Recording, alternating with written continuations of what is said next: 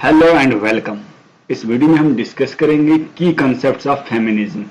इससे पहले वीडियो में हमने फेमिनिज्म डिस्कस किया था। फेमिनिज्म के इंपॉर्टेंट वेव्स, जो 4 वेव्स ऑफ फेमिनिज्म थे, वो डिस्कस किए थे और उन वेव्स को कौन कौन से इंपॉर्टेंट लिटरेरी क्रिटिक्स हैं, फेमिनिस्ट क्रिटिक्स हैं, वो सब हमने डिस्कस किए थे। इस वीडियो में डिस्कस करेंगे की कंसेप्ट्स ऑफ फेमिनिज्म, कौन कौन से कंसेप्ट्स हैं जो कि एग्जाम पॉइंट ऑफ व्यू से बहुत इंपॉर्टेंट हैं। पहला है री राइटिंग इन फेमिनिज्म। री राइटिंग क्या होता है?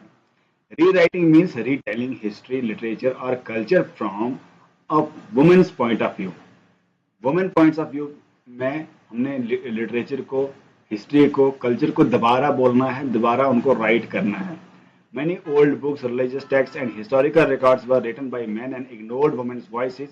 Feminists rewrite these stories to show how women lived, felt and contributed. जितने रिलीजियस टेक्स्ट हैं, जितने ओल्ड बुक्स हैं, हिस्टोरिकल रिकॉर्ड्स हैं, वो सब किसने फ्रेम किए हैं? मैन ने।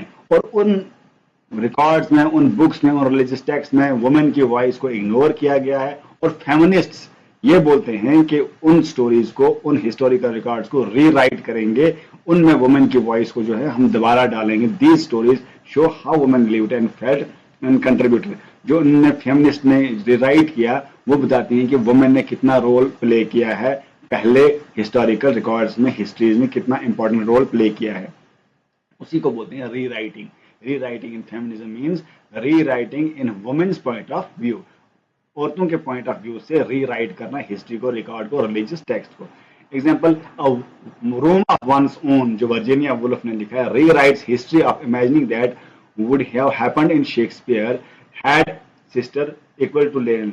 मतलब इसका मतलब ये है कि a room of one's own में जो वर्जीनिया वुल्फ है, वर्जीनिया वुल्फ बोलती है कि हम जो है उसको इमेजिन कर सकते हैं अगर शेक्सपियर को सिस्टर होगी जिसका नाम जूडियस शेक्सपियर हो, और उसको वो शेक्सपियर को सिस्टर होगी, मगर वो इतनी फेमस नहीं होती जितना शेक्सपियर है, क्योंकि ये मेल था, इसको ज़्यादा अपॉर्चुनिटीज मिली और उस फीमेल की वजह से उस जूडियस शेक्सपियर को, इमेजिनरी जो सिस्टर है विलियम शेक्सपियर की, उसको वो अपॉर्चुनिटी सोसाइटी ने नहीं दी, वो मौका पढ़ने का, लिखने का, आगे बढ़ने का नहीं दिया। तो ये रीराइट कर रही है हिस्ट्री को।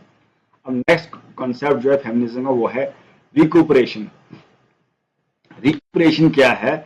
इन feminism means bringing back forgotten और ignored women writers and artists. It tries to recover the voices of women who were silenced or excluded from the canon official list of important works. तो इसका मतलब यह है कि जो forgotten writers हैं, feminist artists हैं, जिनको भूल गई है हिस्ट्री, जिनको लिटरेचर में बोला गया है, उनको याद नहीं रखा गया, उनको दोबारा याद करना, उनको दोबारा वापस लाना। और इट ट्राइज टू रिकवर, उनकी वॉइस को रिकवर करना जिनको साइलेंस किया गया था उस टाइम पे। जैसे अलाइन शॉल्टर किसको करती है? And other created anthologies of women's writing to show that women were always writing but often ignored by female critics.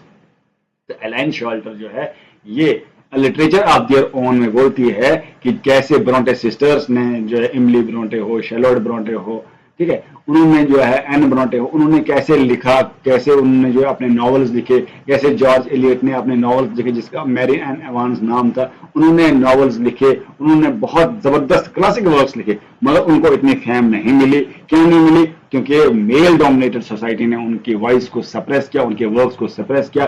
उनको ही दोबारा पढ़ना, उनको ही दोबारा वापस लाना, दैट इज रिकूपरेशन। रिकूपरेशन मतलब उनको दोबारा लाना। अलाइन शॉल्टर ने इसको किया है।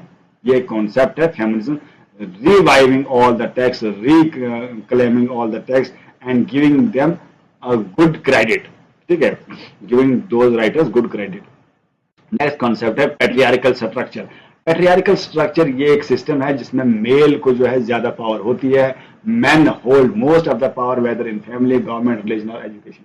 जहाँ पे मेल डोमिनेटेड सोसाइटी होती है, मैन के पास ज्यादा पावर होती है, चाहे गवर्नमेंट हो, रिलीजन हो, एजुकेशन हो, और कहीं भी सोसाइटी में जो है मैन के पास ज्यादा पावर होती है, और ये वुमेन की पावर को लिमिट करता है।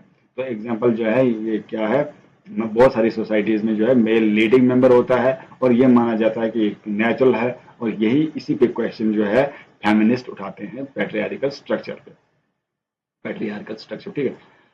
और कौन कौन से फेमिनिज्म होते हैं? पोस्ट कॉलोनियल फेमिनिज्म होता है। पोस्ट कॉलोनियल फेमिनिज्म मतलब वो फेमिनिज्म जब जो कॉलोनाइजर्स यहाँ पे राज कर रहे थे थर्ड वर्ल्ड कंट्रीज पे, वहां पे राइटर्स थे, वहां पे कुछ लोग थे, उन लोगों को जो सप्रेशन था, और खास करके वुमेन जो थे वो डबली सप्रेस थे। एक तो कॉलोनियलिज्म की वजह से, ब्रिटिश की वजह से, और दूसरी जो है फीमेल होने की वजह से, पैट्रियार्कल सोसाइटी की वजह से।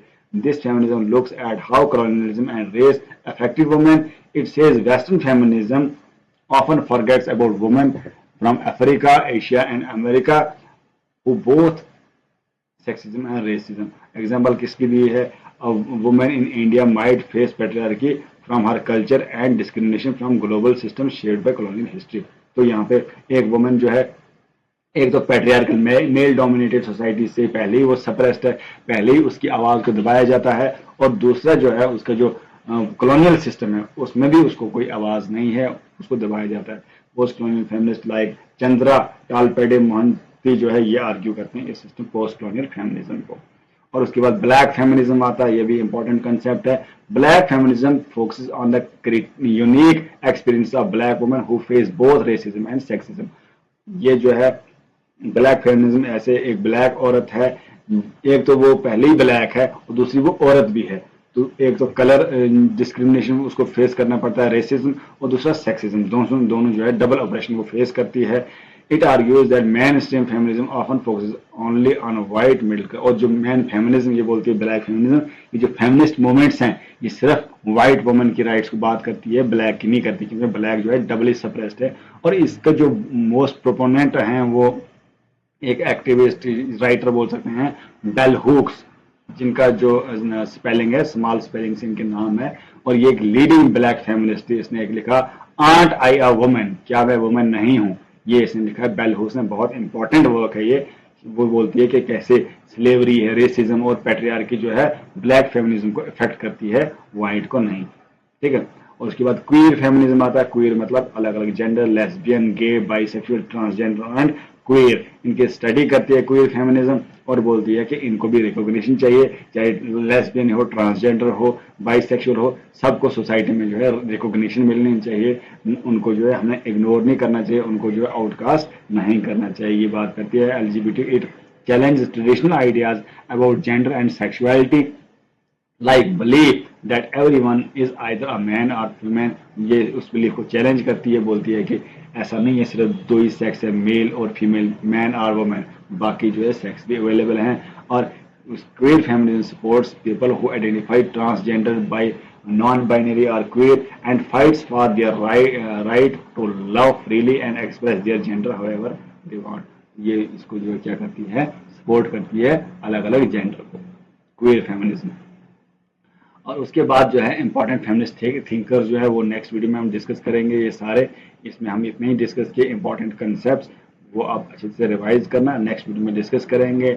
नेक्स्ट टॉपिक जो कि होगा फेमिनिस्ट राइटर, इनको डिटेल में डिस्कस करेंगे एग्जाम पॉइंट ऑफ व्यू से। तब तक के लिए बाय। इस चैनल को सब्सक्राइब करना ना भूलें।